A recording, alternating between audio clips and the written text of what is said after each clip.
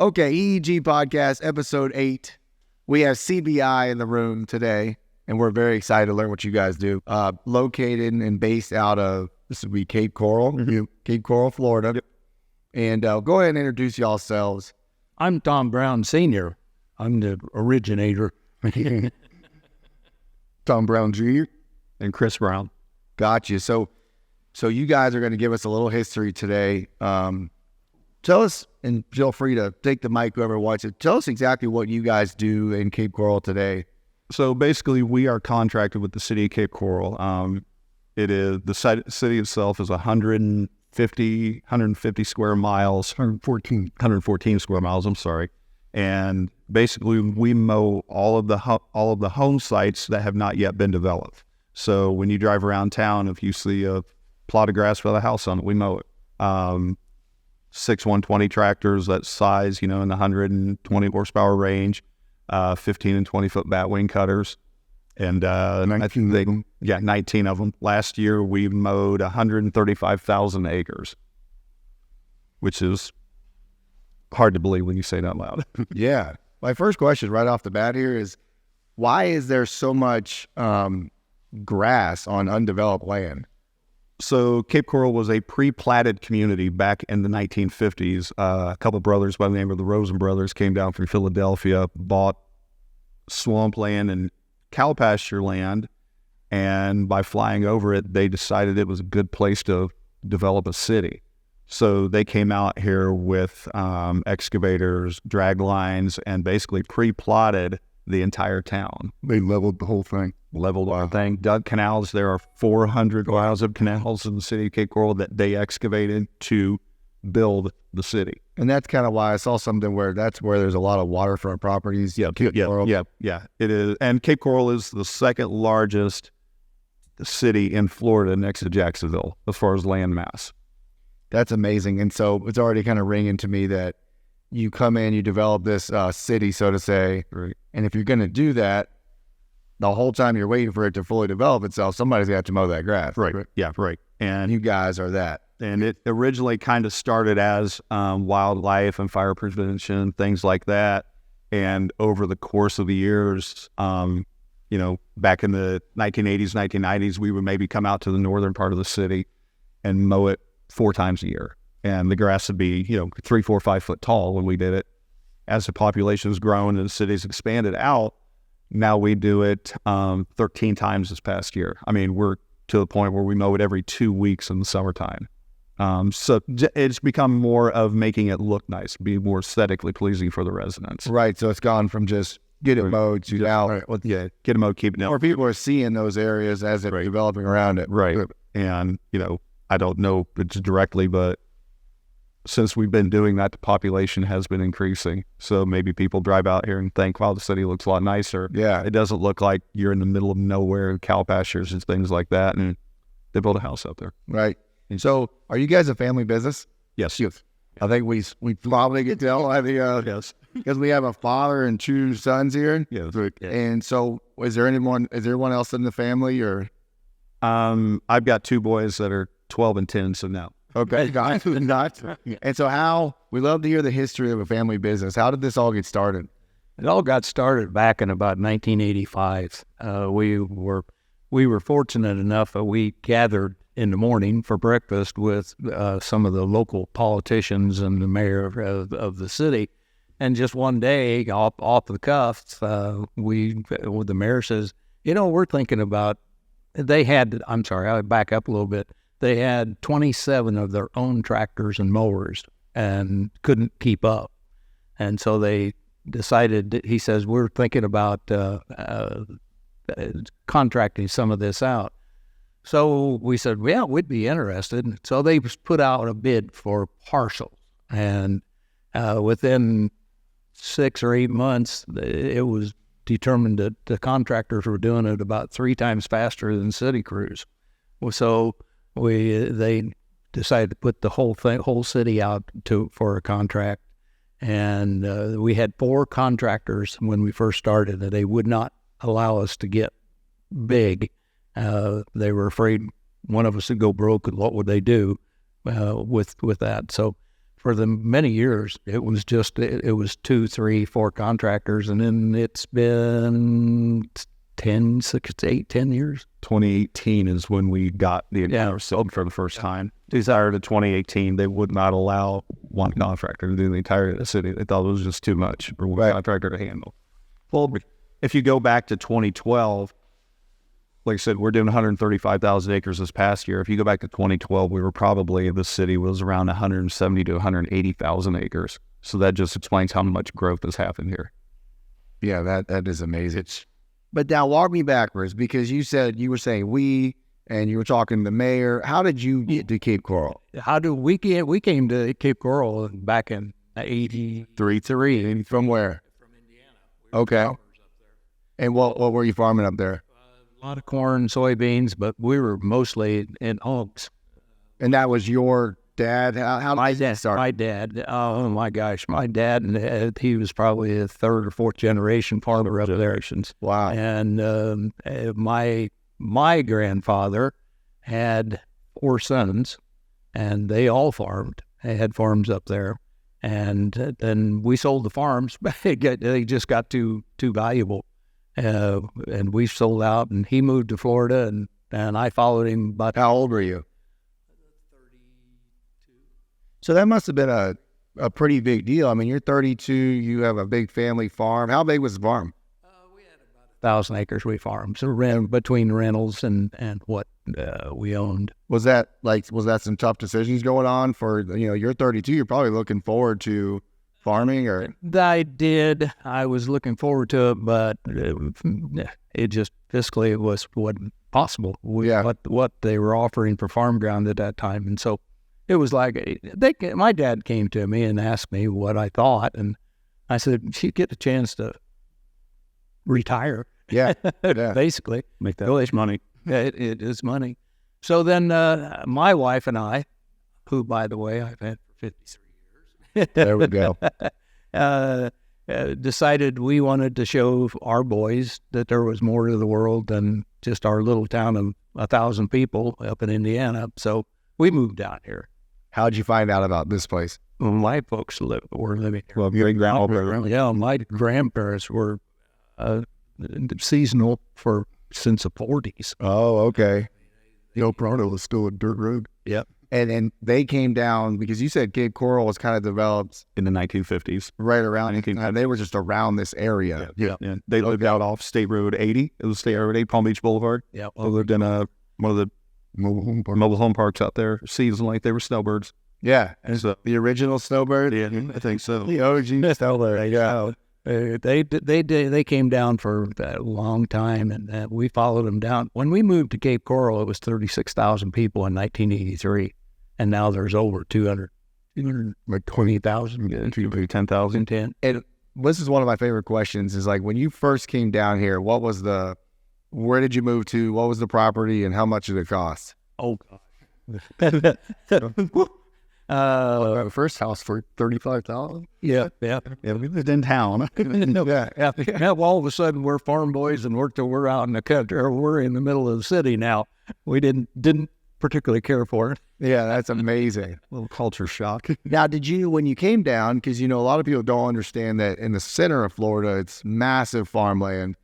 How much did you know about that area of Florida, or were you more just kind of engulfed in the coast over here?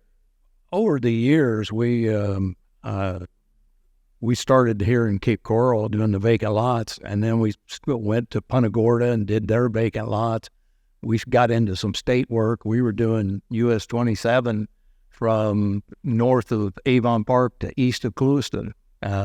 So you started to get familiar with it. I think at some point or another, we've mowed everything south of I-4. Oh, yeah. Yes. Some point or another. The state roads. State roads, yeah. Yeah. We've done a lot. We've seen a lot of the state. Yeah. In interior of the state. So let's talk about, you get here to Cape Coral, you sold your family farm, you're 32, you said, and do you have these two? They were 10 and 12. 10 and 12. So wow, that's a great story. You guys go. And a lot shorter. Yeah. These guys aren't tall. The camera might not show it. But it's not usual I walk in and everyone's taller than me. But So you guys are coming down. What was that like for you guys as boys coming from Indiana down to, the coast of Florida? There's stuff to do, that's for sure. Yeah, there's that more to do. I don't know that I really paid that much attention to it. I think it was just like we had a conversation one day that we're moving to Florida, and okay, I guess we're moving to Florida. Wow. And living in town, riding the bus, and just a diverse culture. How about that? Yeah, absolutely. More culturally diverse down here than what we grew up in. When y'all were in Indiana, was it like, did you live on the farm, or was it more like you lived in town away from the farm? A little bit of both. Yeah, a little bit of both. When we were young and had the farm, we lived on the farm, and then mom's side of the family, they had stone quarries, so we lived in those areas then also. That's interesting. So sorry, because I got to go back down and more about that. I told y'all I was going to pick at you. I love to hear the kind of like the American stories of how this all kind of pans out. So stone quarries in Indiana, what was that about? It was a family business there on my wife's side of the family. That was their thing, and they were Croatian and German immigrants, and started in Chicago, I think, right? Yep. So y'all were farming. How'd you meet your wife? Oh, Just town of 1,000 people. Yeah. She was doing the rocks. Yeah, there you go. I mean, that's pretty cool. I mean, two families with my dad and my father-in-law were good friends. Okay. I knew Patty from being around her. She's just 2 years younger than I am. How old were you guys? Oh gosh, I started dating her when she was just turned 16. Okay. So it was like the true small town. Oh yeah. Yeah. This was quite a. And so they were into stone quarry, which is interesting. And then when you guys were being raised, were you exposed to that business at all? Not really. I think it was more of the farms. More of the farms, and even those, I was probably, 5 or so when the farms got sold, so, really wasn't day-to-day. Now, our uncle still has a farm. He still farms up there, one of our uncles does, so any exposure to the farms was going to their place. Okay, got it. And again, at the time, he wasn't very big. He was just kind of starting out like around the house, so. And what are they farming now, your uncle? Corn. It's all right there. They're a little bit bigger now. Yeah. 4,000 acres. Oh, wow. Okay. Yeah. So somewhere in that area. Which when you hear Florida size of farms, you think, well, that's not very much at all. Then you go up there and it's like, well, that's quite an operation. Right. But a funny story about that was, what was it, 3 or 4 years ago maybe? They came down in the wintertime in January, and we were having a conversation about farming in Florida. And I think he kind of gave a remark of, well, farming in Florida can't be that much different. Farming is farming. So I thought, oh, would you like to see one? And, we knew a little bit about the tomato farms and stuff like that. And I called John, service guy over at, service manager over at the Fort Meyers store. And I said, John, can you do me a favor? And I kind of told him I wanted to go take my uncle for a farm tour. And so he hooks us up with, was it Littman, 6Ls, whatever they are. And they have a farmstead that is 5,000 acres in one parcel.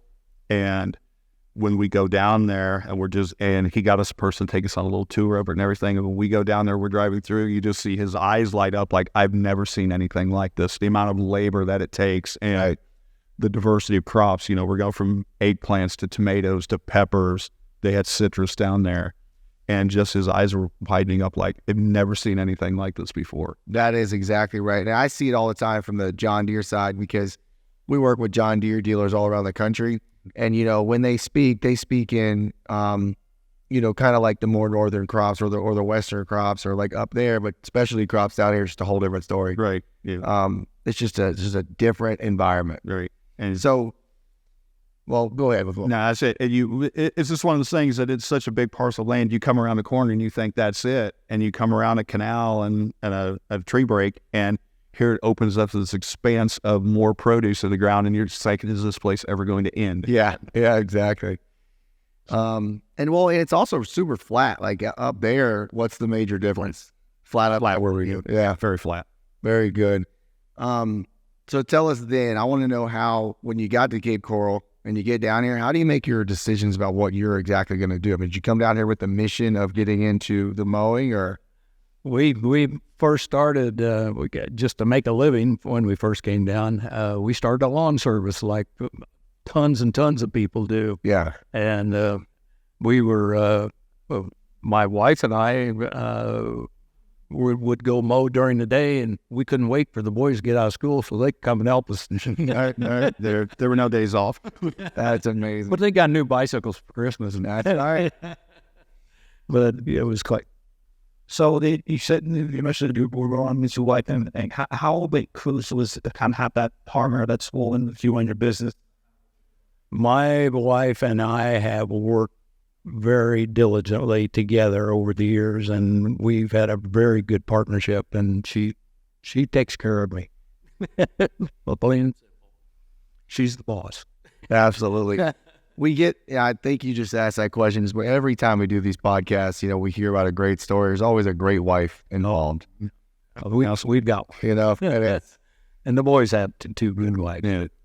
So when you're waking up at 4:15 in the morning to go to work, and you don't sometimes get home till 7 o'clock at night, there's got to be a little understanding. There's got to be, man. That's and it's something that's, it's kind of slipping away as you get these younger generations, including myself. It's just it's hard to have a wife that understands that, but you guys got to work together on it. So it's good. I love that Tony asks that question every time. Yeah, keep hammered away at that. Yeah. Yeah. So you get into basic mowing, and then just maybe what were some of the first decisions you made in that business that helped you to grow a little bit? Gosh, we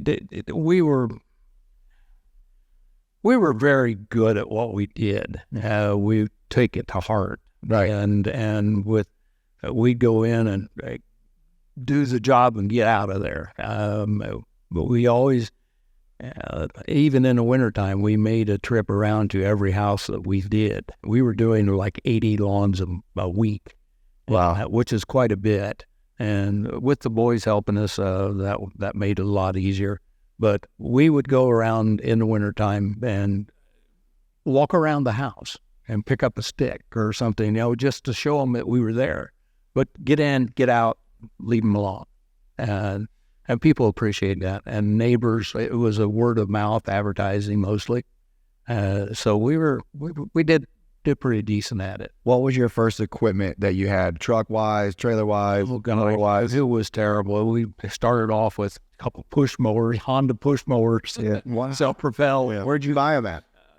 I'm not going to say it. They came out of this over here back there. They came out of a storage unit. All right. But you get down here, you're thinking, all right, we're going to mow some grass. So you go buy some Honda push mowers. That's a great story. And do you remember your first account that you had? Oh gosh, it had to have been a neighbor's. Yeah, it was. Gotcha. And then what was like your memory of your first transition from like, hey, we're just starting out to, hey, we're getting some momentum here? Oh gosh, it didn't take very long at all. My gosh, within 6 months, we were smalked and turning away. And when you say my guys, like, who do you mean? Oh, these are my guys. Oh, yeah, guys. And y'all would, you're exactly how old at this point? 12. Yeah, 12 and 11. Where are you going to school? I went to Gulf Middle. Yeah, Gulf Middle, Calusa High School, then Cape Coral High School. And you're waking up, you're going to school. Yeah.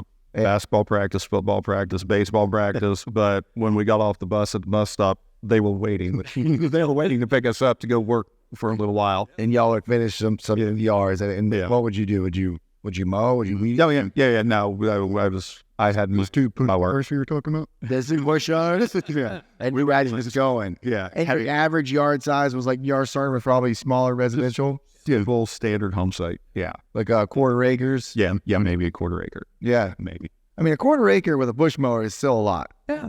Well, they had two of them. Yeah. But for kids from Indiana, we had really good suntans. That is very cool, man. And one of the biggest, the people that we worked for, a lot of times they were retired people, And they just took to the boys like crazy. Just loved their new kids around. Yeah. And come on in. You let them finish that. You guys go swim. Yeah. Here's a drink or whatever. That is true because, down here, and especially in this area, and even where I'm from over there, there's probably a lot of retirees. Well, that was primarily Cape Coral when we moved down, was just retirees and people who work for them at their houses. Yeah. So, and I think that's kind of how we got started with it was, granddad retired. Everybody in his neighbor was retired, so they had a lawn service. They had pool cleaners. They had all these people that came through because they weren't doing anything. Yep. And, again, the people who did work, maybe they were in real estate because they saw the potential and the boom for the real estate in the area. So, you retire from up north, come down here, you get bored. What am I going to do? Well, let's sell real estate. We've got contacts up from where we came from or wherever. And I remember when I was between 7th and 8th grade, so I was 12 years old, turning 13, one of my granddad's neighbors was a realtor and they had some rental properties. So he says, well, we'll let these two boys mow because dad had moved on to a different line of work. And he said, well, we'll let the boys mow them over the summertime when they're in school. And he looks at me and Tom says, you're not going to sit on your butts all year and do all summer and not do anything. So he would pick us up at 7 o'clock in the morning. He went out, got a truck, got lawnmowers, pick us up at 7 o'clock in the morning, take us to breakfast. We'd go around, mow some lawns, have lunch, drop us off so we can be home in time for, say, football practice or whatever we were doing. Yeah.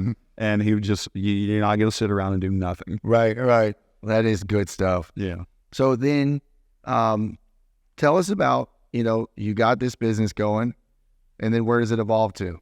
We finally sold it when we started doing the mowing for the city. My dad and I, we were partners, and we bought two 2750s, they're open station cabs. But we really didn't know the bet. Yeah. There was no full little bit. Yeah. There was no full. But we had canopies on. Right. But we bought two and two Rhino mowers, and we went to mowing. Within a year, we had three. We bought a 2950. That 20 Granddad got too hot. Yeah, No, that one had a gap. AC. At the break, got too hot. He was going to work, but he wasn't going to kill himself. Right. My mother said he's getting a cat. I have a few key questions right there, and you don't have to answer them, but, when you went to sell the mowing business, can you talk a little bit about that? Did you just have a guy that wanted it bad at that point? We did. We had a guy that just that we knew, and he was. And you don't have to get in particulars, but the structure of the sale, was it kind of just a number you made up? Yep. Number you wanted? Yep. And did you already have some sort of that conversation with the mayor before you sold? So you guys I think so. Probably. Yeah, probably. Yeah, we probably had something lined up, had knowing what you're doing next. Yeah, we didn't leave point A without having point B on. Right. You were looking at point B. Okay. Yeah, we did. It wasn't difficult at all. Right. I mean, there's a lot of grass to be mowed. Oh, yeah. For anyone that's watching or listening, it's not in Florida. I mean, it's amazing how much grass there is, how much mowing going on. Constant growth. Constant growth. A lot of heat. Yeah. Rain and heat. So you guys, then you get into, when you get that first contract, right, with Cape Coral, you said you had 3 tractors. Well, we had two after the first contract. But Right. Within a year, we had moved to doing other places like Punta Gorda. We did all the vacant lots up there too, and so we ended up with a third one. And I think, oh gosh, we ended up at one time with 12 or 13, and driving all over the state and just running ourselves crazy. And our accountant says, I think you better look at your bottom line a little better. And so we did, and we shut down 6 or 7 of the tractors and got rid of lowboys and gooseneck trailers and was still making with almost as much money. That's really interesting. I want to talk about that balance a little bit. What were some of the advantages you gained by downsizing? just we didn't drive ourselves completely in the ground. We were Productivity. yeah. You know, the higher you grow, you're getting guys that, you know, first of all, nobody's ever done this before.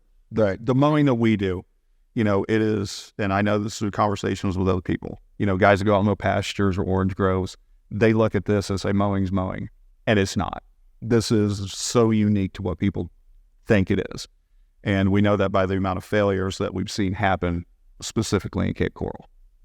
And so, you know, as you grow, your productivity goes down. And what you're finding is with one, it's a horribly competitive business. I mean, people drive the prices down to a point where they fail and then the prices come back up because they down Do what they said they're going to do with that price. Right. And the people know, okay, they failed at that price, so we're going to start high again. And then over the years, it just kind of whittles its way down because people think, well, these guys got nice equipment, they've got nice trucks, and that I can do it for a nickel less. Yeah. Yeah. I can do it for a nickel an acre less. And when you deal with government contracts, they're kind of obligated. You know, And they're not taking like that lower price. yeah, yeah. It's not like if you have a guy that owns, you know, a ranch and he wants you to mow a pasture and you kind of have handshake agreements, or you can sit there and talk to him and say, well, this is where we need to be.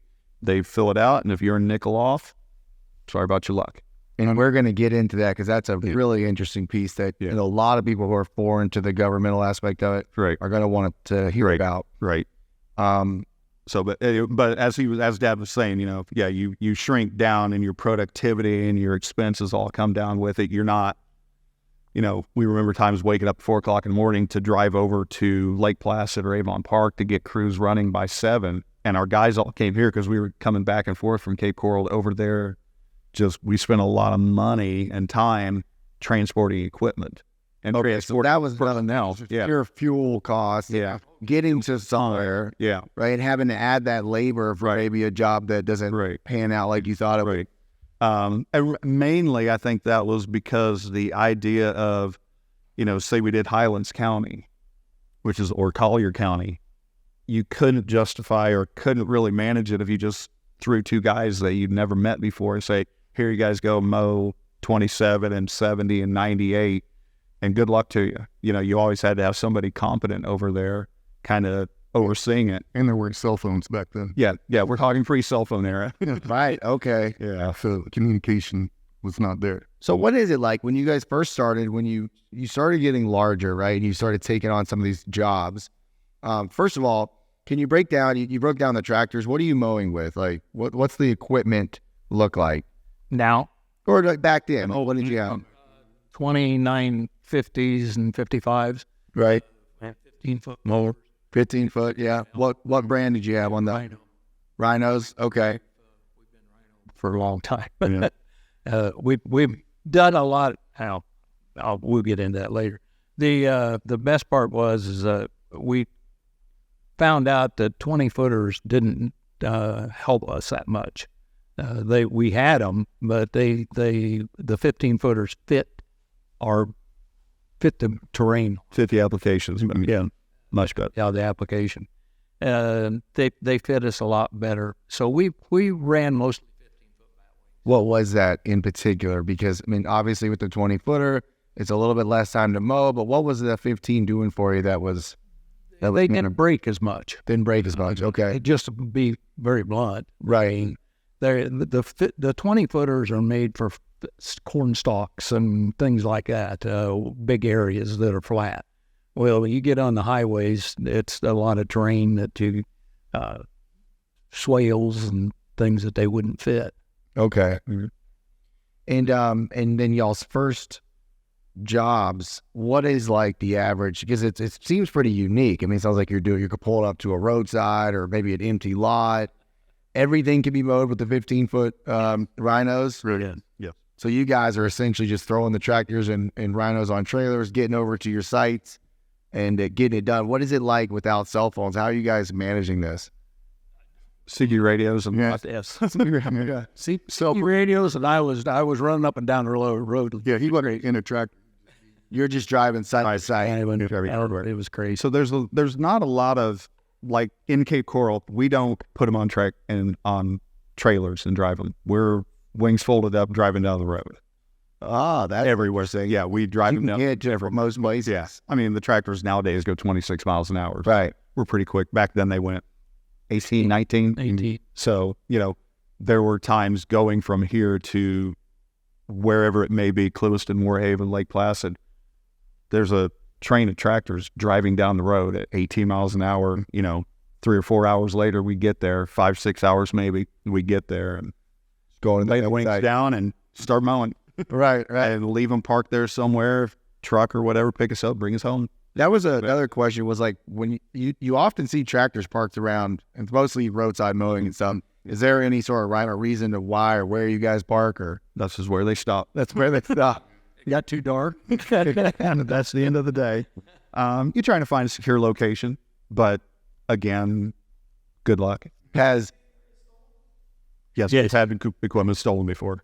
Yeah. like now with like JD Link and some of the tracking, has that helped at all? So it's a godsend. The godsend. So like, because it works for different people in different ways, and for you guys, that the first thing I thought would be amazing is where all your stuff lands at the end of the day. Absolutely. I can track it. And for damages, when people accuse us of damaging something, the city will call us, hey, someone said you hit their mailbox on Monday.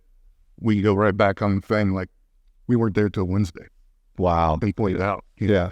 Yeah. And the city is very appreciative of that. Yeah. Because it saves them a lot of effort. But from my end, the JD Link,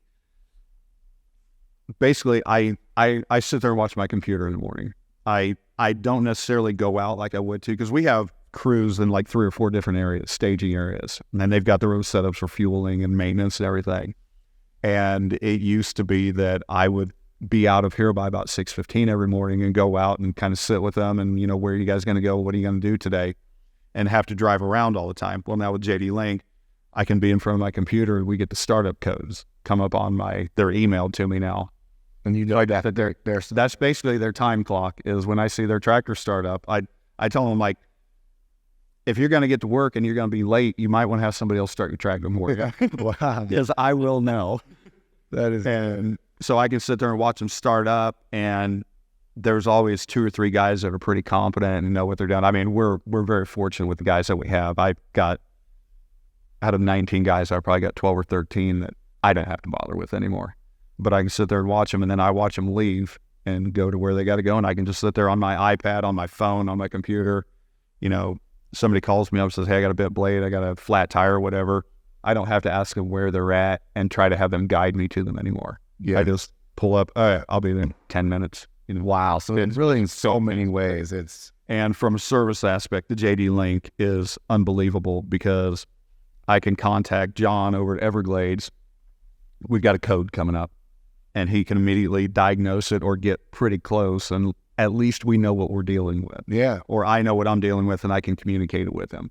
Whereas before that, you're having to talk to, first you got to find the guy. Yeah. And then you guys got to decipher what's going on. Right. Relay it back to the dealership. Right. And they know. They've got to send somebody out blind, or at least if we can communicate it with them good enough. Now you get a code that says, oh, okay, you've got, such and such problem. And it's much more efficient, much quicker to get machines fixed. Yeah, that's amazing. Especially you guys are the most mobile version of what you're doing. Right. You're kind of at all places all the time. Oh, we don't have much of a shop, as you can see. But I'm loving the shop. But we don't need to. I park my truck in here that's got every tool that I can think I need on it, and I'm just out doing mobile things out in fields. Yeah. Which is, there's a burden to it, because, again, it's not like if you're on your own ranch or your own farm and your equipment breaks down, you're just like, just leave it there and we'll get to it when we get to it.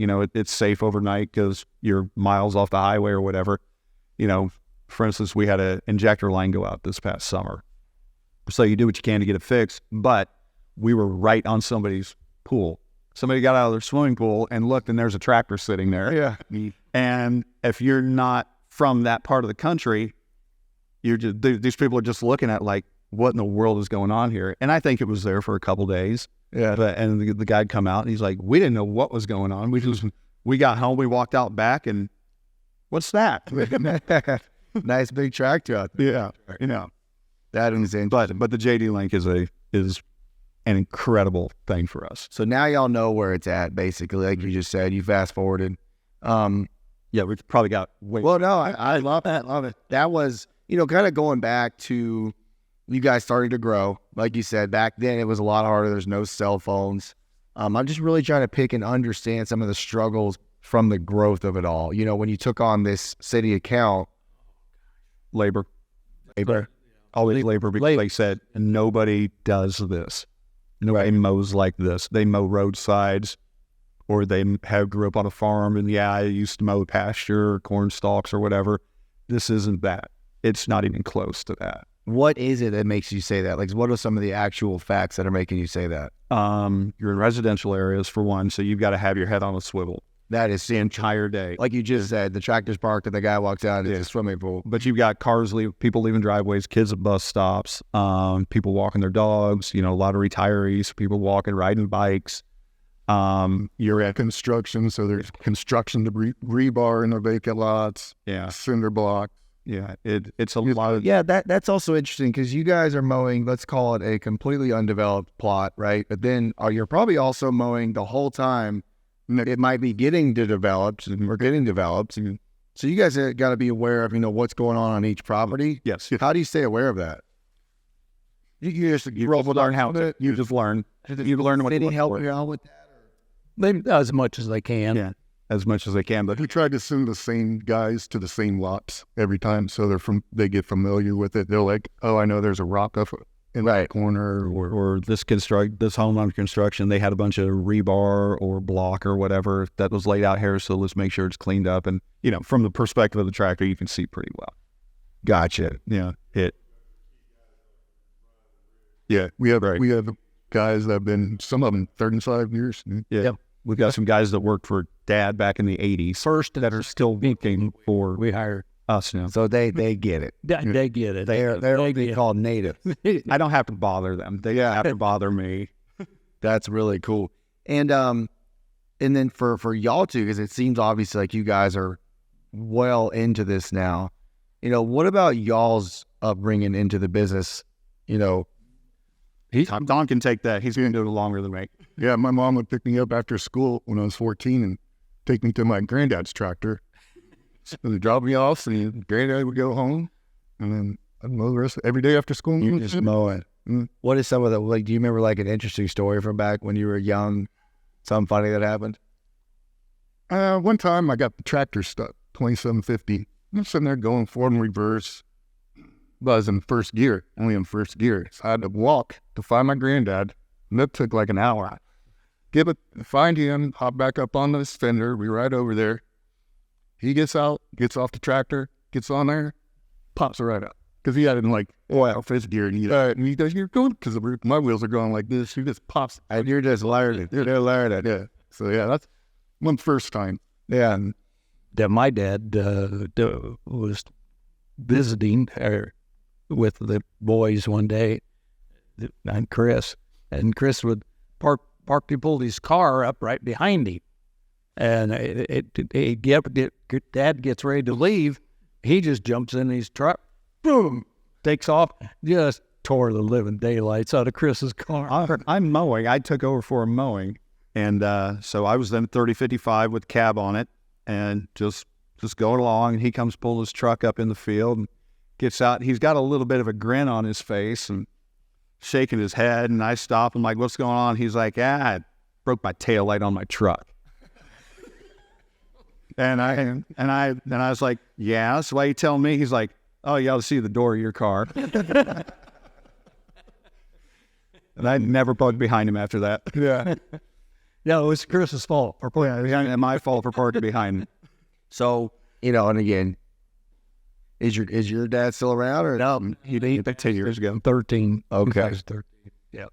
So y'all probably have plenty of good stories about him and growing up in this business and all that. And there's just a lot of stories, but some of them can't be told. Yeah. We always have them about. Yeah.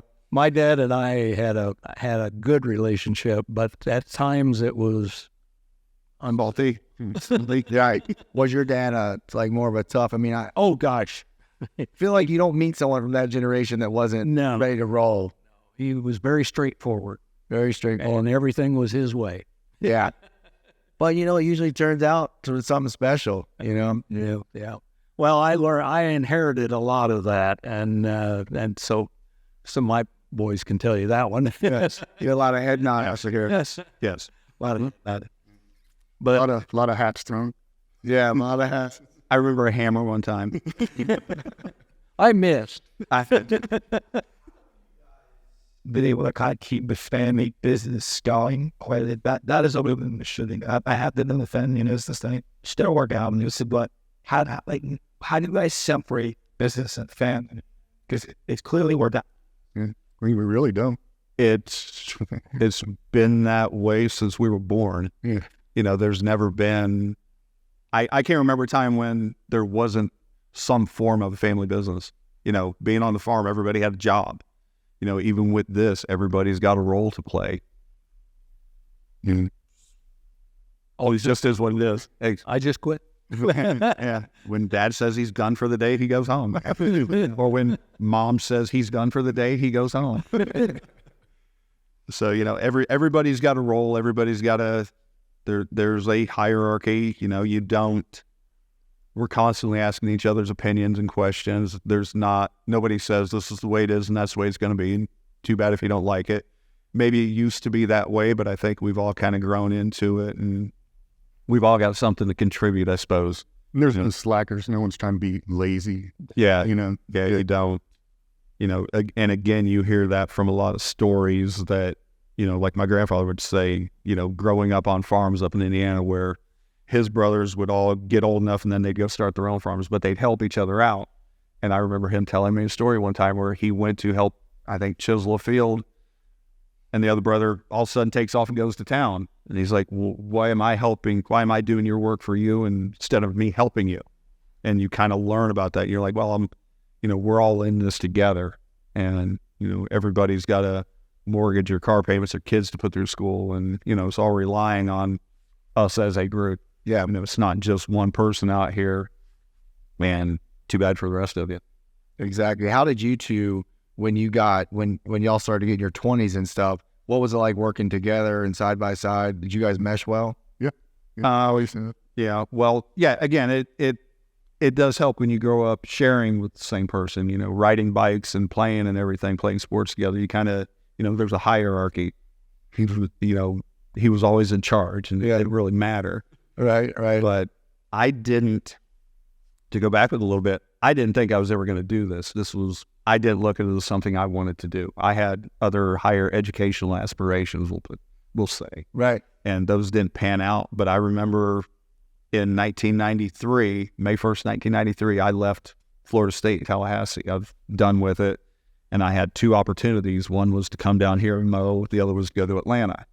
And I remember leaving Florida State and sitting there at the interchange of I-10 and I-75 for about 15 or 20 minutes thinking about which way am I going, and just, let's go home. Unbelievable.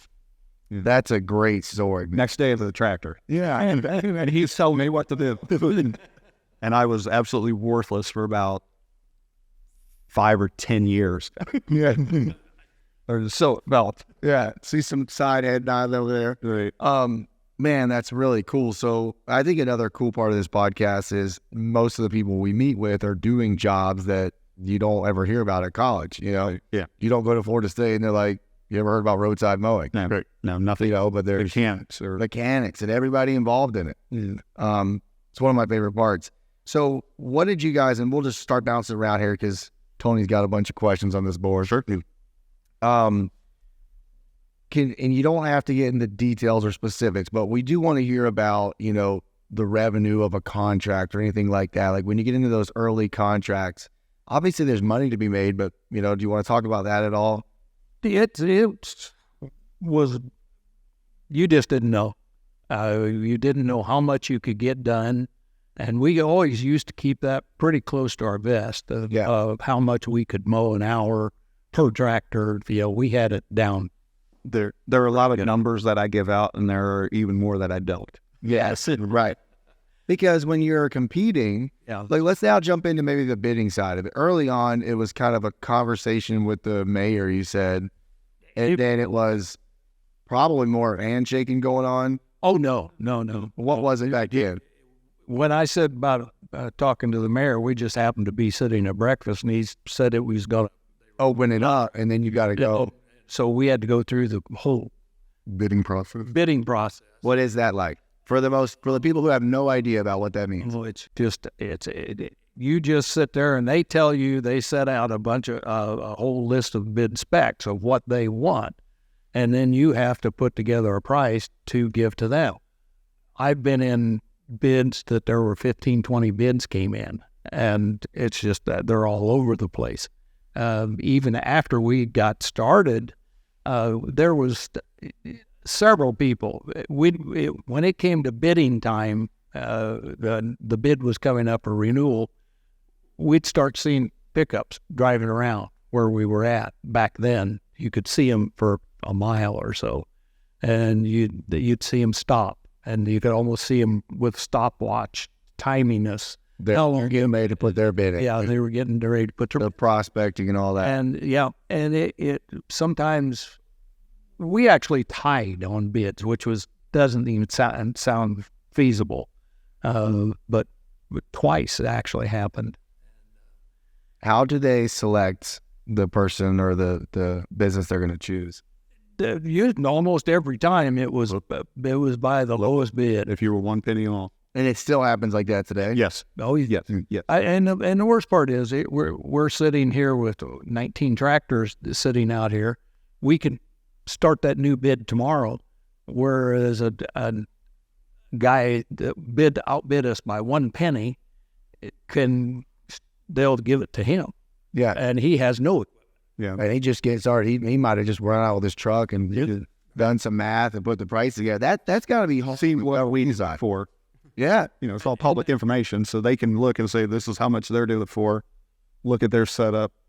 Let's go ahead and shave a nickel off their price. Right. Now, has there been any sort of, like, from the governmental seat, if I'm the person choosing and responsible for the upkeep of these properties, what is the, you explained it earlier, but what's the pushback ban or maybe the rebalancing of like, okay, I got some guys like you guys that I can trust.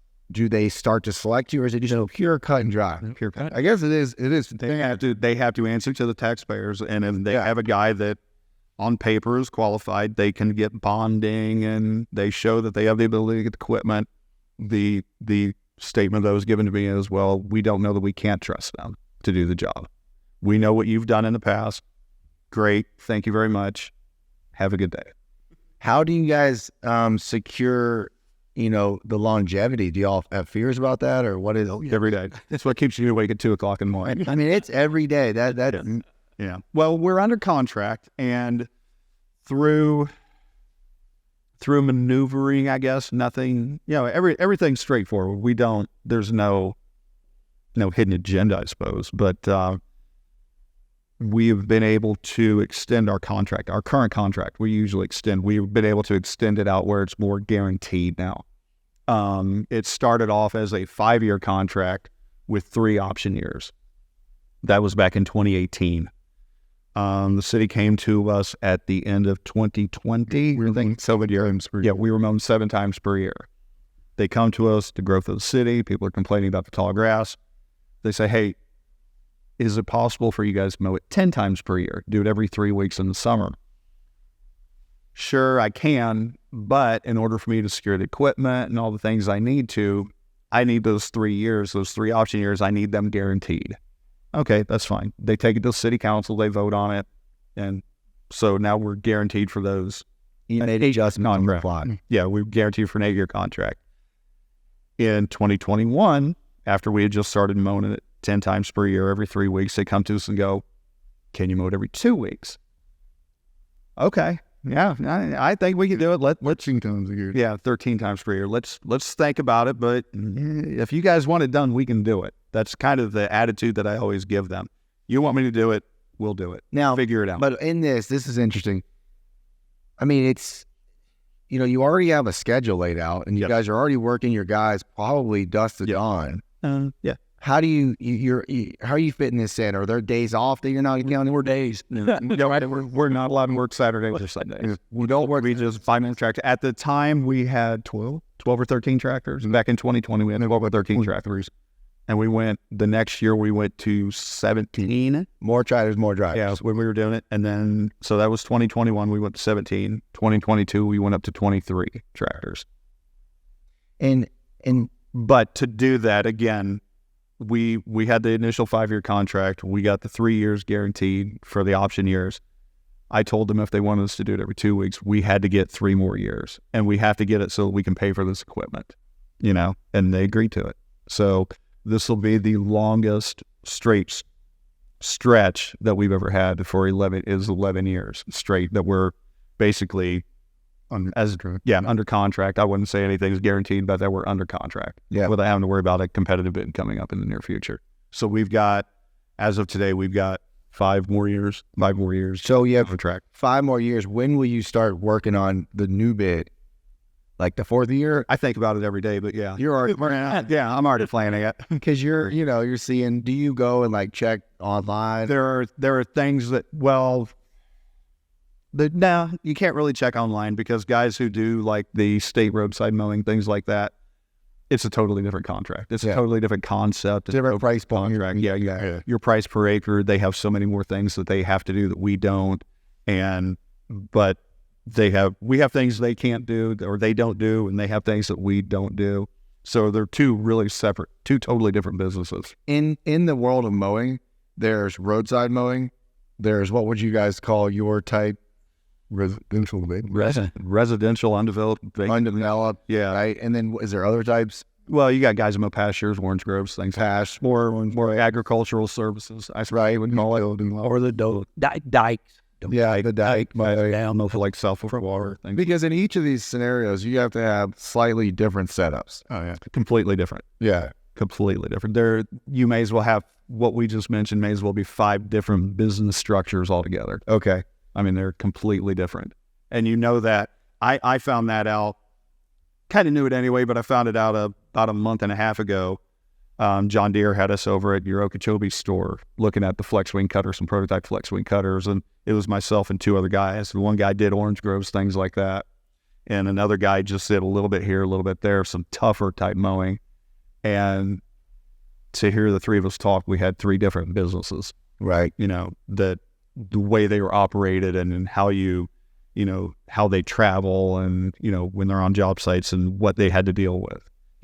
3 totally different businesses. Do you guys network a lot with guys in your industry? Not really. You're mowing? Yeah. I used to, but no. When there's more than contractors, yeah. The city used to have, would they have 4 or 5 at a time? 4. Yeah. I mean, 4 of them. And going back really quick, how did 2008 affect y'all's business? Oh, well, there's a deeper story to that, but that actually was the start of growth. Yeah. 2006. What you hear a lot is like, it just depends on what business you're in. It can launch it or destroy it. When other people are booming, which would be construction, real estate, things like that, that's when we're fading. And when they go dead, we're at least steady. Yeah, because there's grass. Yeah, there's not growing. It's just being built. I think we went to, 2008, 9, 10. There were maybe 100 and some houses per year being built at Cape Coral. Whereas this past year, we think there were a few thousand houses built, which that affects us, but the other companies are booming. There's nobody pities us because they don't know that we're the ones on the downside of the growth. Mm-hmm. We're the only ones that are anti-development. Right. Yeah. We dare not say it out loud. Yeah. It seems to be a common trend that throughout these recessions and these economic collapses, people. So we kind of cut this out, but do you think that it's that the media firestorm kind of fuels something that's not really there, or like where's in this trend? As least there's no to shit, quite frankly, that people are still figuring out a way to come.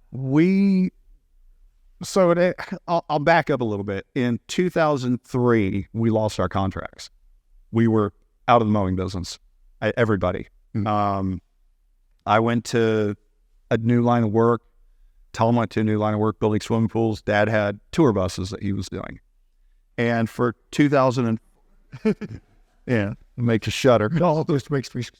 So for 2004, us and the whole family, and my grandfather included, was still alive then. None of us were in the mowing business. We were just We got outbid, liquidated. One of those that went way low. Yeah. Everybody went low out of fear because they wanted to, basically they bought their way into the business by going low on it. We were out of business, and so 2004, nobody did anything. In 2005, I was struggling trying to make money, so I was able to acquire a private landowner out here to mow all of their properties. Wasn't a tremendous amount of money, but at least it gave me a side income to kind of stabilize me. Fortunately, it was before I had a wife and kids, so I could suffer a little bit, and I could work late days and just trying to keep up. And in 2006, one of the low bid companies actually folded, and because he just couldn't keep up. That's when the growth, 03, 04, 05, 06 is when the building boom really hit around here, more so than it currently is. Again, cheap money, cheap houses, everything like that, and it just exploded around here, and the loss of revenue just crushed them. And fuel prices also went up then. So in 2006, because I had been mowing for the private contractor, I kind of had a setup going again. And in 2006, I got back into one of the contracts that the company folded out of, that they went broke on. And so it was just me and one other tractor in 2006. And we were going along pretty well. And one day, and the guy still works for me actually. And one day in about August of 2006, I get him on the radio. We had Nextels at the time. And I get him on the radio. I'm like, Eric, when's the last time you saw a dump truck coming in here and dumping fresh dirt? So I don't know. I guess I haven't really paid attention to it, but yeah, it's something that we paid attention to.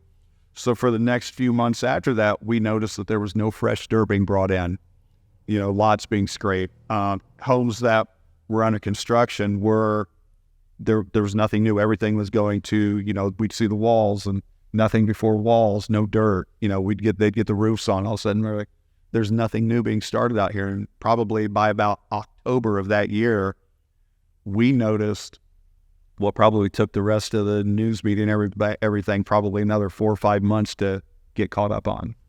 We just saw it. Yeah, we just saw it firsthand that, oh no, there's no dirt coming in. Now, obviously, the guys in construction knew about it, but they weren't.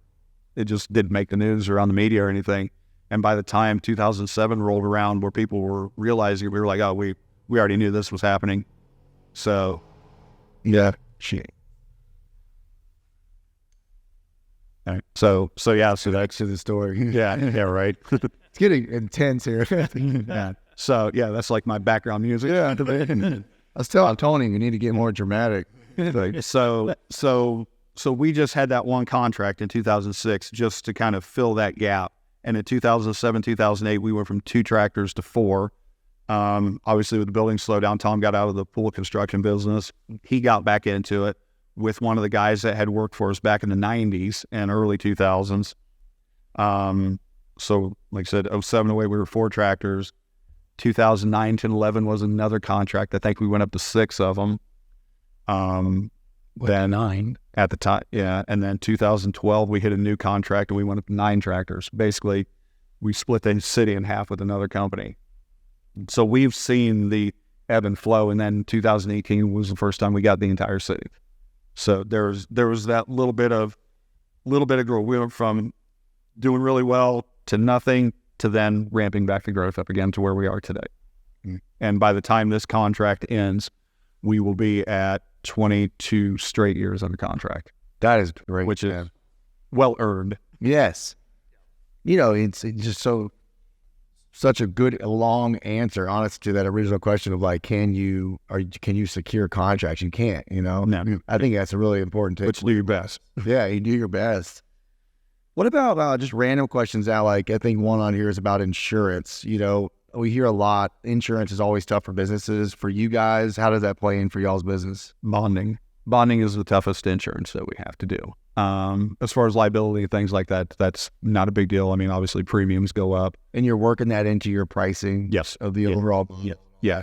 And you hope for the best. When you get into a long-term deal like we're in, we set our price in fall of 2017 is when we set our current prices. So we know what the economy's done since then. Everything has gone up in price, and we deal with the inflation as best we can. You know, I kind of joke half the time that I'm captaining the Titanic. Yeah. You know, here go the revenues down, but here come the expenses up, and at some point or another they cross. And what do you do when you hit the iceberg? Wow. Yeah. You know, And that's interesting too, because you got to watch out for how long you put a contract out. right? Yeah, it's something that you might learn the hard way. That a longer contract might not always be as good as you'd hoped it to be. You know, because you can't reset your prices, but so far so good. And a lot of that goes down to how well we take care of our equipment. How good is the equipment? You know, we put a lot of work into maintaining and keeping everything running as best we can. And, you know, we don't do everything ourselves, but we learn to do a lot of things on our own, just to save a lot of costs here and there. But there are certain what we do now. Yeah. Right. Yeah, we try to do our best, but these new tractors are basically rolling computers, and sometimes there's just not a lot you can do about it. You just can't. I mean, things need calibrated, and you know you've got to have the programming to do it. So there's just a lot of things that we look and go, I guess we're not doing that. One of the big Simple jobs is our relationship and with Everglades Equipment. They've earned their loyalty from us, and in turn, that makes our loyalty to them. Yes, sir. And it's a win-win for both of us. Yeah, I remember, and we've been doing that for years. Probably back 10, 15 years ago, we had tractors that had PTO issues. I can't remember exactly what it was. We had PTO issues where basically every PTO had to come out, brand new tractors. I think, what was it? The gears were coming apart. Yeah, and there was that one bolt that was backing out that you had gone down the road, and all of a sudden your rear end just lock up because a bolt came out and your gears would.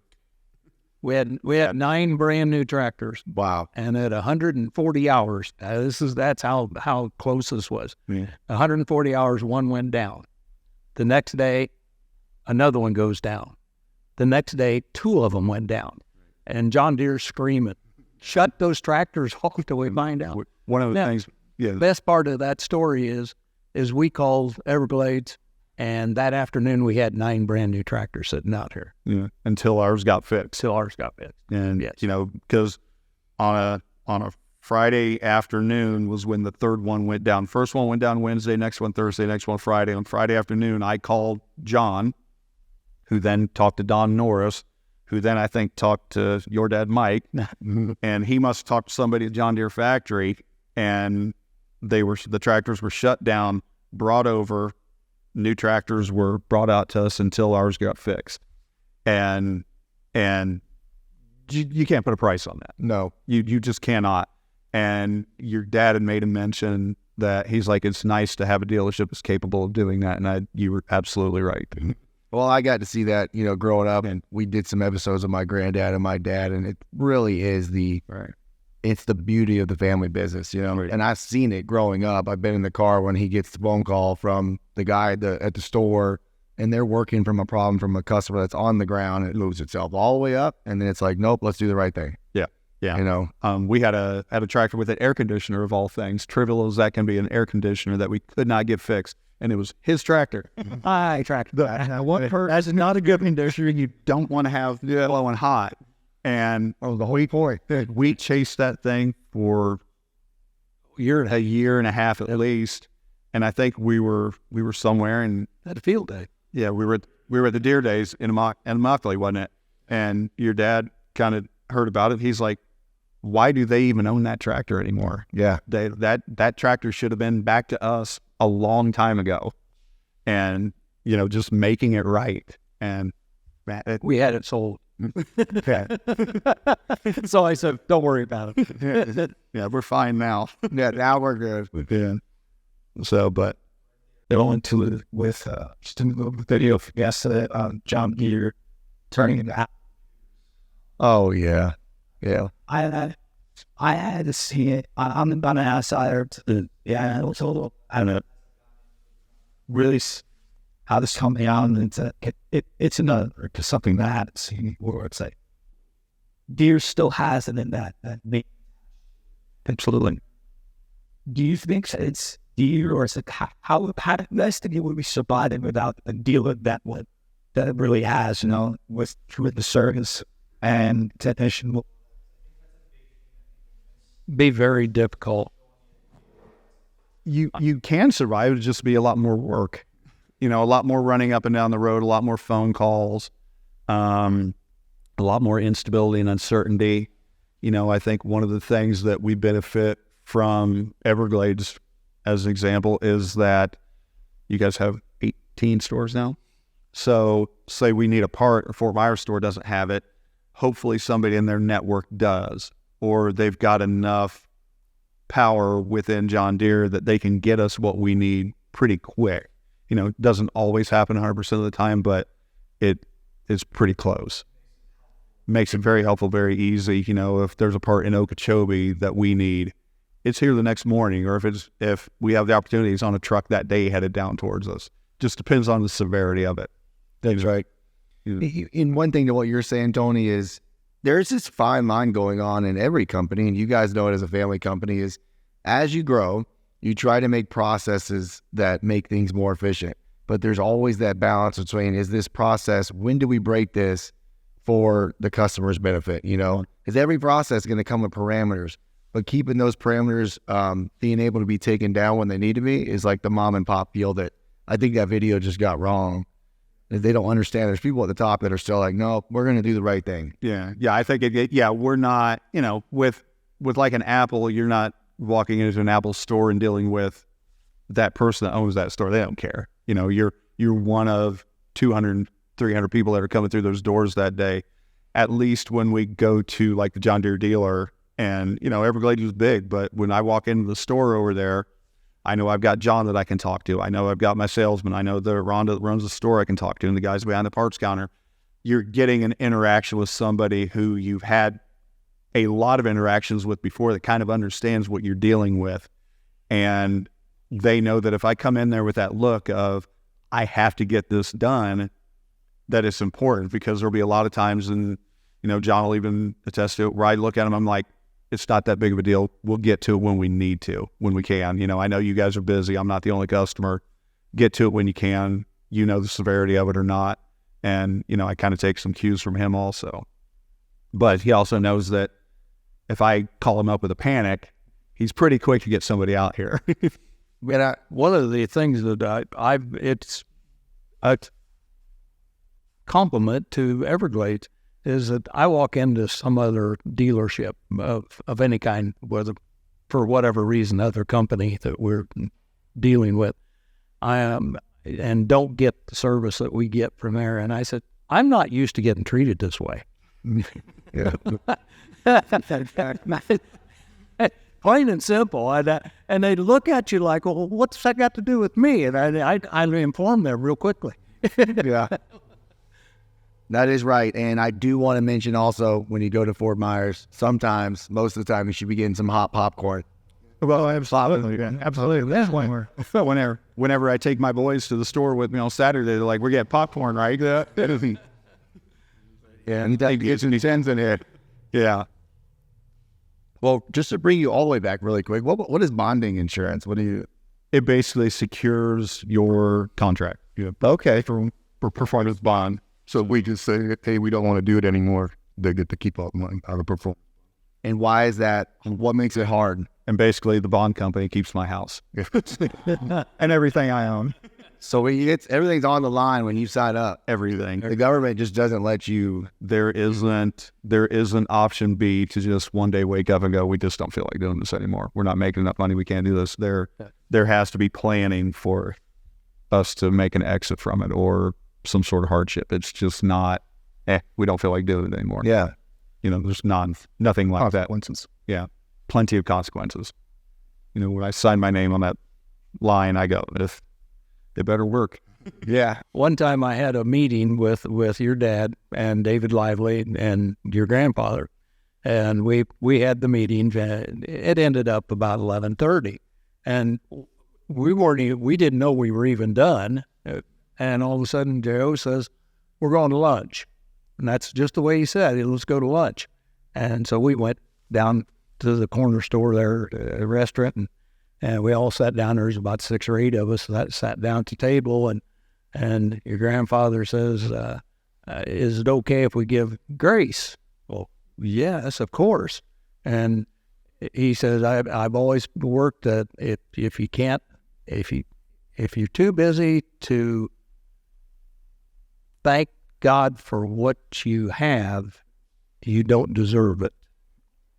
And that always stuck with me. I always thought that was great. And it was just natural. Absolutely. With him. And I always liked it. And it's no, we tried to press into that. I don't think we tried to press in. I think it was pressed in on us at episode 1 when we interviewed him, just how much he takes that dead seriously. You know, he believes that everything that Everglades is a product of a blessing of God. And so it's good stuff. Yes, it is. Very much so. We want to hear now some crazy family stories, you know, of a family business. You got any funny stories for us? Trying to think which ones I could What's tell. the craziest thing, if you only had one story to tell, that's happened while you guys have been mowing grass? Every day. I'm trying to think. It was one of your workers. Has there been a crazy story? I know workers tend to. He calls me up one day. I'm sitting there mowing. He goes, this guy, Dennis, he goes, yeah. Hey, Dennis says his tractor's on fire or something. Can you go check it out? Oh, no, Travis. Yeah. And I go, where's he at? This was before JD Link.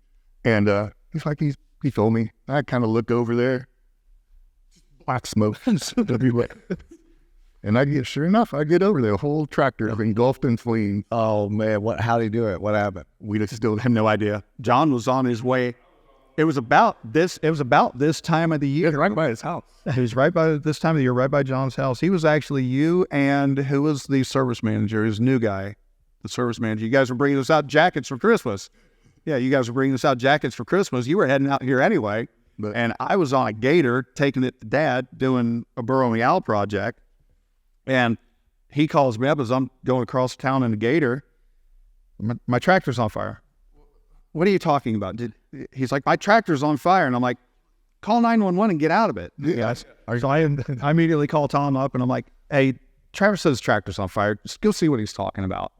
And about that time, he calls me back, said, yep, it's on fire. And about that time, I'm getting out where I just see this big plume of black smoke going up into the sky. And we got up and this thing was crispy. Lit up. It was lit up. Worst part was when we pulled up. I did. I had a pickup and it was only about a mile away, and pulled up there. Where's Travis? He's nowhere around here. All of a sudden, here he comes walking. I thought that thing was going to explode, and I just took off running. And he wanted to run. I mean, that's why the story was thinking about ice out. Yeah. Oh, and yeah. Wow. Yeah. This guy was. He would FaceTime. He would do Facebook Live in his tractor. Yeah, singing songs. Yeah, we call Facebook karaoke. Yeah. And we've actually got it on video. That tractor, one of the other guys was right across the road from him. He got it on video. That tractor just going up in flames. So John and the other guy, I think Kevin, were right out there, and fire inspectors and everybody there were state fire marshal, local fire inspectors. I don't think we ever did figure out what caused it. But we unhooked it from the cutter, dragged it out of the way, backed another tractor up to it, and the mower was fine. And I think we had one hydraulic hose with a hole in it, and that mower was going. Just kept mowing. Yeah, it just mowing the next day. What about canals? I mean, you said there's a bunch of canals, and did y'all tractors going canals? Not on ours, but one of our competitors he had an employee that fell asleep at the wheel and drove it over a canal bank. He said it didn't go in because the mower hooked on it and kept it from going into the water. That's interesting, yeah, because like in Belglade, around Lake Okeechobee, you have tractors in the canals all the time. I've seen pictures of it. It's amazing. I mean, we found cars in canals with bodies still in them, where people get drunk or whatever and try to jump a canal. And you guys are just mowing. You guys got a great perspective. Yeah, we've probably quite a few, more than you would think. I think probably 2 or 3 with bodies in them. and then we'll just see abandoned cars that have been jumped into canals and watch the guys pull them out, send the divers down. Okay, no bodies, and they hook a line up and tow it out. It's pretty crazy. Yeah, But we've, yeah. as far as from a tractor end, we've had several times where we've almost put canals or tractors in the water because the ground gives out, and we're just sliding towards a seawall, and you get hung up on it, and okay, Right. Or new seawalls too. Yeah. I mean, backfilled. yeah, where the ground just gives out. I guess that's another thing too, is y'all are going into salt water. Right, Yeah. just not. Not good. Right. But we've had doing the state roads, we've had tractors stuck out on state roads where we've had to get Three tractors to pull one out. behind a guardrail, saying, And him yelling as loud as he can the entire time because somebody doesn't pay attention. You're yelling? We had a lot of yelling. We were loading up a tractor one day, Brian's, wasn't it? Brian's, the truck was waiting to load the tractor up to take it back because we were done with it, and he gets stuck.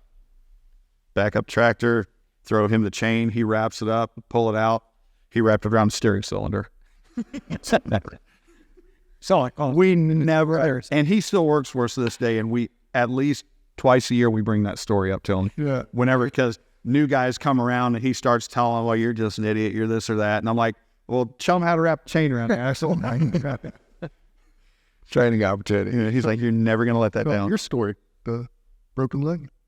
Oh, the broken leg. Yeah, he got a broken leg.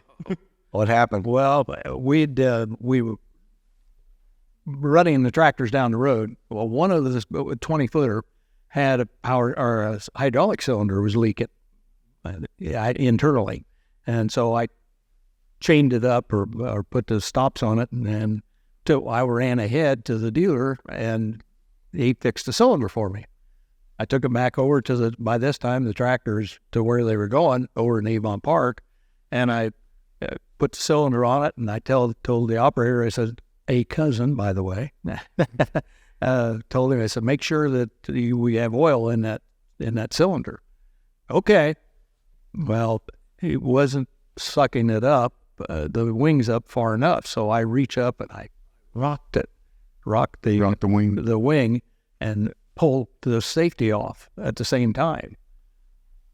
He hadn't filled it with hydraulic oil, and it came back on it, and I'm pushing up on the wing, and it snapped my ankle and leg bone, and I went out I just for no idea why went out the back of the mower, and the tail wheel hit across my back, and I had a bruise on my back for about 3 weeks, but snapped my leg. It could have been. Seems like it could have been worse. A lot worse. I could have been a lot thinner than I am, and I could have used some of that. Yeah. Now, that was back when he was young and quick, too. Well, I'm not sure how quick. Wow, that is. Yeah, I was down for almost 6 months. What else has happened on that scale of things? Any injuries? Nothing. No, I rolled a little 955 over in a ditch one day. We've done it a few times, but When I did it, and he came back from college, he got to sit on the back of on the seat of a 955 with a little trim over on the back. little 5-foot mower, and I was mowing on a ditch bank and went to go around a mailbox and lifted the loader up on it, and I should have done that. And here it goes. And I just jumped out across the ditch. Yeah. And again, no cell phones. I'm just standing there. I'm like, well, I guess I got to start walking till I find someone. That's it. Down the road I go. And I think, yeah, I got yelled at. But yes, one jail. Very, very fortunate with accidents. Actually, injuries to people. I hit a lady with a rock one time. She was out hanging clothes in her backyard. And it happened. Yeah, that's another thing. You hear all about is the mowers throwing things. Yeah. Yeah. What was that? The worst thing that ever happened? Yeah. I mean, hitting a lady with a rock seems bad. It was only A few years ago, a metal real estate post came out from under a mower and hit a kid in the back of his calf while he was checking his mailbox. I got to be honest. Insurance took care of that. Kind of sounds horrific. We had a car come into contact with a mower when we were mowing a median up here in the city at about 7 o'clock in the morning. The sun was in her eyes, and our guy was crept over the line a little bit and didn't put the car on its side, but it was real close. And just one of those things that you learn from. Yeah. I mean, like I said, we've been very fortunate not to have a major life-altering incident. Mm-hmm. Very fortunate, because, it's one of the things I preach to the guys all the time. I'm like, you've got to be safe before anything else. You blink and you can kill somebody if you're just not paying attention to what you need to. And it's part of you hire the right guys and you hope for the best. Yeah. And that's hard to do sometimes. You get some guys out here that they interview well, and 20 minutes into the operation, and you're just thinking, I don't know how this guy got to work today, let alone convince me to let him drive his tractor around. And you get guys that you look at and go, I don't know how this guy got to work today, but he gets up in that tractor and he's just like at home in it and good to go. And you're like, okay, that just goes to show you, just everybody gets a chance. Oh yeah. And I always tell the guys out here, I'm like, if you're willing to stick with it, I'm willing to work with you. You won't get fired completely because you're an idiot. If you show up and you do your end of it, we'll get you there. And and a lot of guys show up and they just don't have it. And an hour or two into it, I can't do this.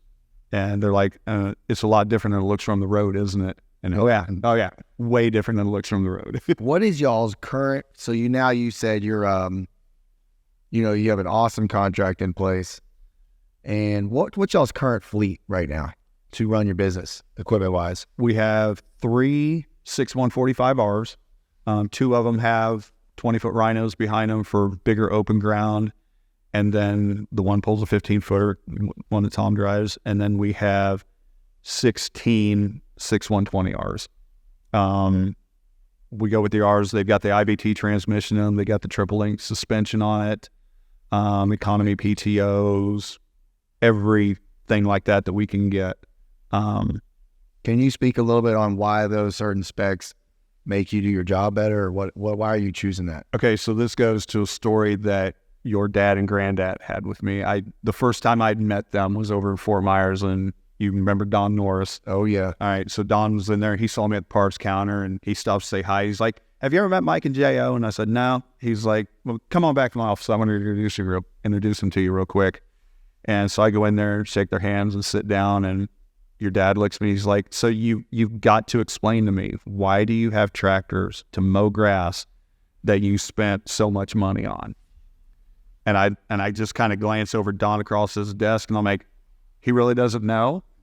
And Don just goes, no, you can explain it. Says, okay, well, the prior year we had John Deere 7230s, a standard version of it, power quad transmissions and everything. And they were burning such an enormous amount of fuel that we would actually have to carry cans with us on the mowers to fill them up at about 2 or 3 o'clock every day so we could finish the day off. And for whatever reason, one of the tractors had to go to the shop, and a loaner was brought out for us that had the economy PTO in it, which basically slows the engine down, increases your fuel efficiency, and you can kind of, it just, the amount of fuel was drastically different that we burned. But it didn't have that IVT transmission in it, so we were hunting for gears to try and find our speed and just couldn't get the two to match up. So and I had driven an IVT a few years prior to that, just on a loaner type deal, and I fell in love with it. So what we found out was that if you get the economy PTO and slow the engine down, and you get the IVT and you set that ground speed exactly where you need it to be, you're gaining fuel efficiency and you're not losing productivity due to ground speed loss. And I went through that whole scenario, and I said, so that IVT, as expensive as it is, will pay for itself in 3 years. And your dad looks over at Don and says, is that right? And he just nods his head and said, yeah. And, at the time it was based on fuel costs and everything. And he looks and goes, and he looks back and says, well, there's your sales pitch. And yeah, and And your dad looks over at your grandfather and says, "Did you hear that?" He's like, "Yeah, I got it." That is good though. But it's just learning on the job. But yeah, it just, and I've asked several times, and they kind of use that as a sales pitch. And when we were at that deer meeting in Okeechobee a month or so ago, those guys asked me the same thing about the IVT transmission, and these other two guys that were in there, these contractors, didn't really know anything about the IVT. They didn't know anything about JD Link and using it. And I'm sitting there kind of going on and answering questions about how we do what we do. And I think Robert Thompson texts John and says, Chris is going to want his commission check because these guys are probably going to order new tractors. Yeah. Well, we're going to make sure anyone in this business hopefully sees what you just said. Yeah.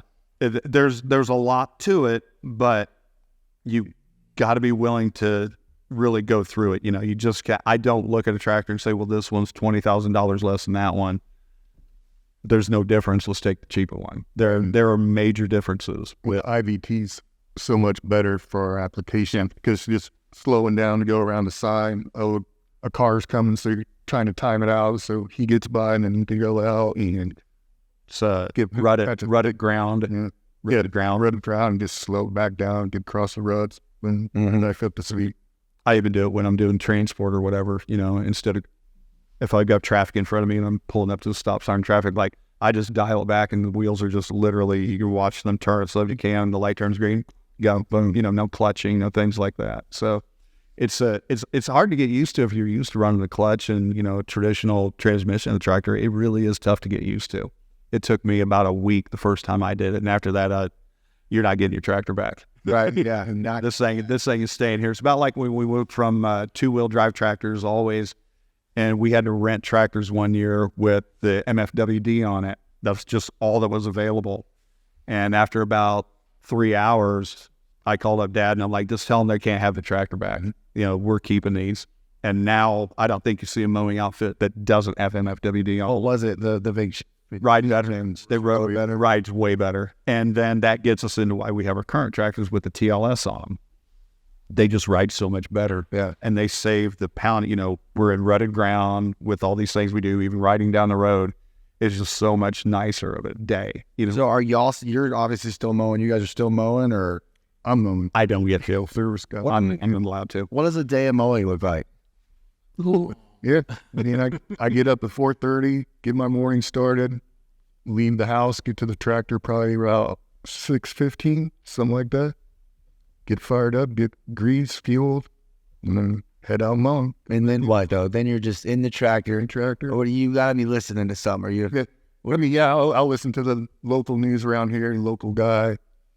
12 o'clock, playing buck. Yeah. What do you eat? What do you like? Do you have a lunch break or? Yeah. I mean, right now I'm fasting during the day, but yeah. I used to would take. They were like they saw an angry tractor driver in Cape Coral. It's you. Yeah. I'll take leftovers from the night before, put them in foil. 11 o'clock, go lift the hood up on the tractor, put my whatever meat I have or what. Yeah. Warm it up for about an hour. Oh yeah. Cook it on the engine block. Right. It's amazing. Do you listen to music at all when you're in this tractor? Or? Not really. Yeah. Nope. So. I make fun of the guys. We've got a few guys that I say we've got the CBI book club. Yeah. These guys listen to books on tape, all the Audible books and things like that, and they discuss them. That is incredible. And I'm like, I'll kind of joke with them like, so what's on the book club this week? Yeah. And we got this one going on. Oh, okay. So they all listen to them at the same time? A few of them do. Yeah. A few of them don't want to be bothered with it, but a few of them do. Yeah. Yeah. You know, you've got 19 tractors out there. You've got 19 distinct personalities. Yes. And my job is to figure out how to kind of guide each one of them because they're so unique. You know, this guy I can be a little bit more hard with. This guy I've got to kind of baby through the day, you know, and it varies so much. But true is culture. So like to run motorcycles down the tractor, but like culture and business, I think it's something that's global sometimes. And like how works to kind of keep some of them. It's tough because, like I said, everybody's got such diverse backgrounds. You know, we've got guys from farm backgrounds to guys who grew up in the city. And, this past year I had 3 guys that didn't speak a word of English. Yeah. And I'm on the translator app with them, but they showed up every day. They worked they did what I asked them to, and you kind of just teach them. And it's a tough question to answer, just as, like I said, because everybody's such, in Florida, we're a melting pot of the U.S. and trying to get everybody on the same page. Guys just naturally don't get along with each other. But I kind of laugh at them like, well, you're not riding in the tractor together. It's not that big of a deal. If you can't spend 20 minutes with this guy in the morning, you're lost. Don't bother me with it. I can't help you. Well, that's what I was going to ask is, when do y'all's employees see each other? Is it in the morning? 6:30 in the morning till 7 o'clock. So everybody shows up about 6:30 in the morning. That's when we do our half-hour maintenance and fueling and everything, get ready to go. And then at 7 o'clock, they're gone. They're gone. At 5 o'clock, they bring them all back in, and they're kind of scattered as they go. How do y'all communicate? Through cell phones, mostly. Like text message? Yeah. I'll send out group text messages or whatever. And if guys have problems, they call me, which every time the phone rings, my blood pressure goes up probably 20 points just because I know there's something wrong. Do y'all use like a specific group chat app, or is it just pure group iMessage? Yep. Is it their personal cell phones? Yes. Yeah. It just works out better. Yeah. And then they have each other's phone numbers. They just naturally do it. New guy starts. All right, give us your cell phone number so we can call you and find out where you're at or what you're doing. And they use me a lot because they know I'm in front of the computer looking at it. So, I'll get a phone call. Hey, where's so-and-so? And he's right. Okay. Here, two blocks away from you. Okay, good. So, it's not as easy as get your tractor and go. It for certain people it is, but others you kind of have to guide them during the day or have people tell them where to go and what to do. There's some guys that they finish an area and they know right where they're going. There's other guys that they'll finish a street and call and go, now where do I go? Go around the corner and do the same thing you've been doing. And but again, it just every person's so much different. The personalities that we get are vastly different. Their motivations for being here are vastly different. One of the things, a couple of things I try to relay to guys, I'm like, one, you may or may not like it. It goes in waves whether you like doing the work because you're by yourself during the day. And that can either be the greatest thing in the world or it can be the worst thing in the world, depending on what you got going through your head. So I always tell guys, I'm like, first of all, remember why you're here. We don't own any of this ground. We never will own any of this ground. The people who write our checks don't own any of this ground. We're kind of in a middle weird area. I'm like, you do a good enough job to get off and satisfy the contract, but don't sit there all day long and try to make it look like a park because it's not going to happen. So, remember what I want you to do here. And then, you're going to get a paycheck at the end of the week. And what's that going to do for you? Because that's the ultimate goal of it, Yeah. And, everybody's got their own motivation. Some guys like to go fishing. Some guys are just trying to pay their rent, so you got to, and part of what I do is I try to figure that out with everybody, what drives this guy to be here every day. And some guys just really love it. They like getting up there in their own world and listening to a podcast or audio book or whatever. And they enjoy the work. Mandate the listening of this podcast. I might. I've had guys ask me about it. They'll all probably be interested. Yeah. They want to know who got talked bad about. Yeah. Did they mention them? Who did we praise? Who did we talk bad about? I want to mention something, though, that I think it's because of our backgrounds. We get a lot of calls we've done a lot of prototype work for deer. We've done a lot of prototype for rhino. They'll actually bring us mowers and say, run them. Yeah, run them. Beat them to death. And we oblige them real easily. Yeah. And we've had as many. A deer had 4 down here at one time. Probably 6 years later. Yeah. As long as that's very cool. Yeah. I feel that's good for us. Yes. We've had Bondioli guys bring us PTO shafts and thing. I'll never forget today that Bondioli guy couldn't hardly speak any English. Brought a new shaft. He says, you can't break this shaft. It is impossible. He said, I'll be back in 3 months to check on it. and he gave me his phone number. About he might have gotten to the interstate, and I called him and I said, "You ought to come back and see. This must be the end of 3 months because your PTO shaft just blew apart." No way. And he comes back and he looks at it. Well, I guess that didn't work. Oh man. But things like that happen, and they've sent us parts and tried to do all kinds of things with it, which is good. Rhino invited me out to their plant, and they brought in 4 of us contractors from all over the country. It was about like Chris was saying, different applications, different problems. And they took us into a warehouse. They took us a tour of the plant, of course, and then they took us into this warehouse, and here's a brand new mower sitting there. And they said, well, we want you guys that were each take an engineer and go over this mower. And he said, then we'll go to lunch. So we did. Took us a half hour, and we tore that mower apart. And he said, okay, you guys go to lunch. He said, the engineers and I'll get together and compare notes. And we come back from lunch, and he says, well, I got one question. He says, is there a damn thing on this mower you guys like? They made 19 changes on that mower. That's incredible. Yeah. Production. And that was the old Magnum.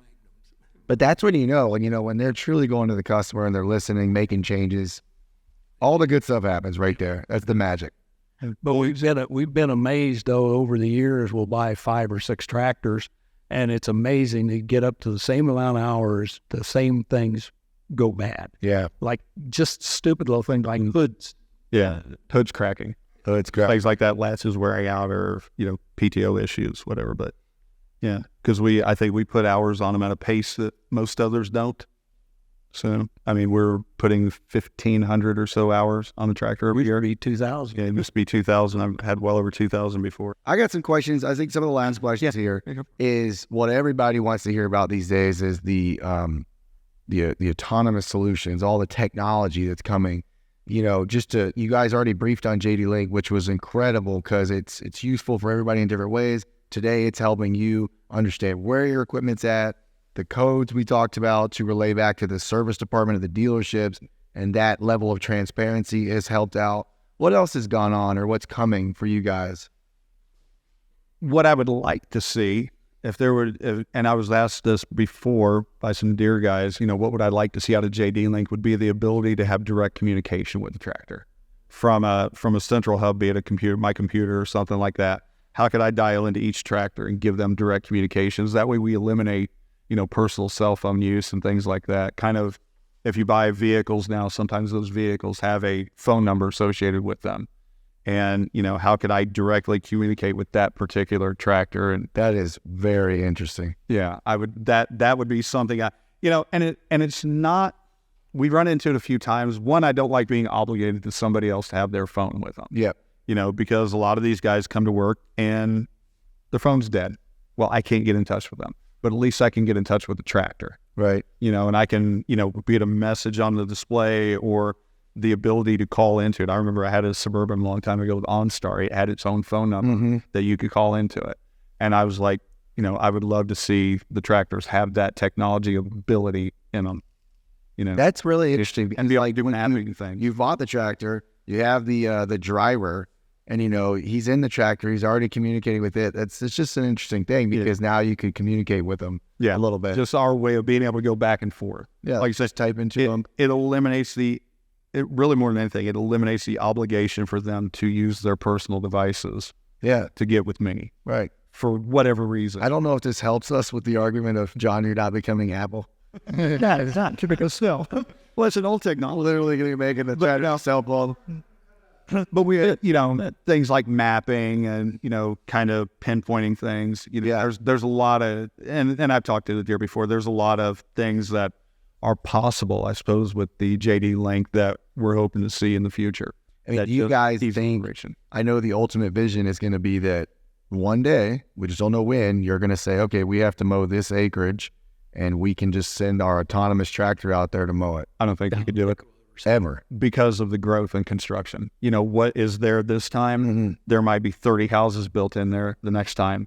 And Right. Or just, I'm assuming you couldn't miss a car, but just look, someone throws a rock out there. Mhm. That's the piece of rebar. I'll be able to read that and go around it. And that's good for everybody to understand, because everybody just thinks, all right, a tractor can drive itself, now go apply it. Yeah, right. Right. But I've already seen demos now with autonomous tractors, and sure, it looks really cool when there's nobody driving it, but it has to have the human instinct to understand like, what is in front of it, what's around it.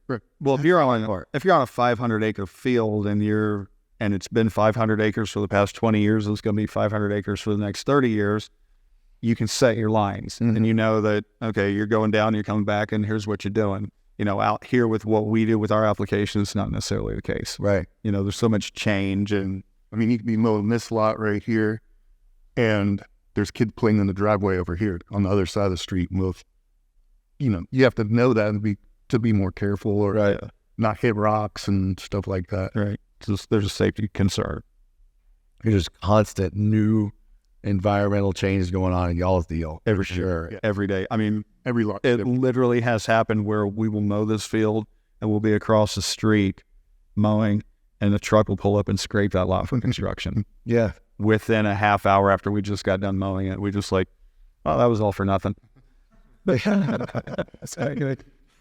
looked good in the last few minutes. Yeah. So, but it happens all the time.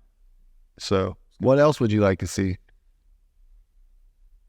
oh man, I mean, really, the engineering of the tractors are what they are. You know, the engines and the DEF systems are what they are.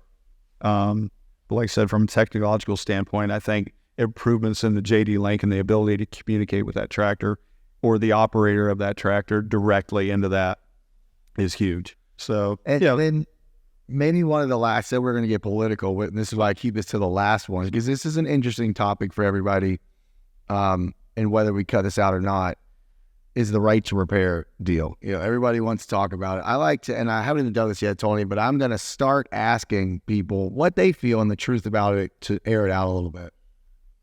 I guess the biggest thing is what is involved in the right to repair, because we know these tractors are basically computers now. What is a typical mechanic's ability, or what do they need? Like if I wanted to fix one of my own tractors that needed the software, okay, what's the cost involved with that software?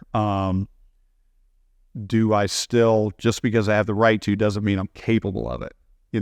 Or what are the boundaries involved with that? Because I think the service advisor program is $10,000, $25,000.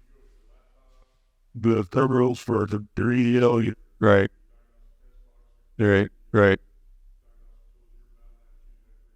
Right. Yeah. Just to get started. Right. And that's what, and as John has said, he's service advisor. Yeah. So, Well, keep going. it really comes down to what is a repair. What we have probably isn't what guys that run combines and these bigger, more sophisticated tractors. Maybe we just all do these different things that, I can see, like if I need to calibrate a PTO or something like that, something that might require a computer to be hooked up, that might be aggravating. But in the long run, is it worth the cost of the software to be able to do that on my own, as opposed to just paying a service call and getting them out there? Now, I know there's time restraints and everything like that in it, but, I don't know enough about it because it hasn't really come our way enough. Right, yeah. Oh, even though I can do the repair, there's still a software component to it. But in the long run, well, if you're going to come out here anyway, why not do the rest of it? Yeah. Or how much time would it really save me compared to what the cost is? And then, we'll have the issues we come across if we have a dead battery, which these batteries it's funny on these tractors, when these batteries die, they're dead. There's no jumping them at certain points. And if you try it enough times, what does it go into, a reset? Yeah, display goes into recovery mode, so they have to come out and do it. Again, is their time to come out and do that worth what it would cost me to get the ability to do it on my own? And I'm learning too, through all this, because you hear like a roaring argument about, I think that one of the arguments is just simply, John Deere doesn't want you to repair their equipment, right? And then from the dealer side, I sit with the customers or see the customers, and it sounds just like what you're saying. And it's like, the first question is if you really wanted to, could you buy the software to repair your equipment? Mm-hmm. Then the question is from a business standpoint, it's like, okay, well, I have to buy the software. You guys just said it's around $10,000 to acquire everything you need. It's not just the software. Software might cost a few thousand, the computer, the different things you need. But then it's like, it's still a matter of, I have to have guys in this shop that are going to know how to work that, right? Stay up to date with it. And then the few times you're going to need to use it, is it worth doing that rather than just calling John? Right. It seems like everything I've ever seen about it, it's predominantly by guys who are mechanics, not affiliated with a dealership in particular, that want to be able to go out to a farm or contractor or whatever and be able to work on their machinery instead of, and bypassing necessarily the dealer. There is a liability perspective to it. And I get asked this by Rhino, why do I not buy aftermarket blades? I buy Rhino blades. I'm like, liability. If those blades break or they're garbage, there at some point or another, I get with you to make it right. With John Deere, with tractors, I don't know how many conversations John and I have had about the oils. And, if we use an aftermarket hydraulic fluid and we have a hydraulic issue in our tractors, John Deere's probably going to shrug their shoulders and say it might be the oil and too bad for you. But if they test it and the markers are in there and say, well, it's our oil, and they might be a little bit more willing to help out with the issue. There are those back and forths. Mm-hmm. But if they know that I'm taking it to somebody random to have them work on it, well, at that point, that's your problem. Yeah. Your mechanic came in here and messed up our system. And I think about the only argument that I've ever seen that I don't like is that it's their software, and just because you own the tractor doesn't mean you own the software and things like that. You can't go in and make modifications. That'd be about the only thing you could argue with. But again, at that point, what are you really arguing about? Yeah, and that's where the fine line is where, and I was sitting in the field the other day with a tractor, and actually I was using something at my house, and we had a code pop up. And I got to feel it firsthand. I was like, back in the day, one of these dudes at my house, which was a slew full of rednecks, would have been able to fix this. Mm-hmm. But we couldn't. We had to wait, call a dealership, get it figured out that way. But then you kind of just sit there and you're like, but this is a really awesome machine. To make the advancements it's making, it had to get more. There's more software involved, more technicals. And so it's just like the balance. Like, it's for it to get smarter, less people are going to be able to work on it. Right. But I do agree with you, man. The argument that it's like their software, it gets a little weird. I bought the tractor. Yeah, I paid $150,000 for your software. Yeah, exactly. Yeah, a tech shouldn't have to come out because we changed the battery. Right. Yeah. And I think there's going to be, the important thing is that there's going to be a evolution to solving this really complex problem over time. But the important thing is, like, I hope everybody knows the dealership is on y'all's side. We're all working together. Sure. There isn't like some hidden curtain where we're back here going, no, we don't want them to know that. Well, I think from a dealership standpoint, you guys have to do whatever you can to make us not even think about another brand. Yeah. Don't give them a reason to go to the Case IH dealer or the, Kubota dealer or whatever it may be. Let's put the brakes on that. Right.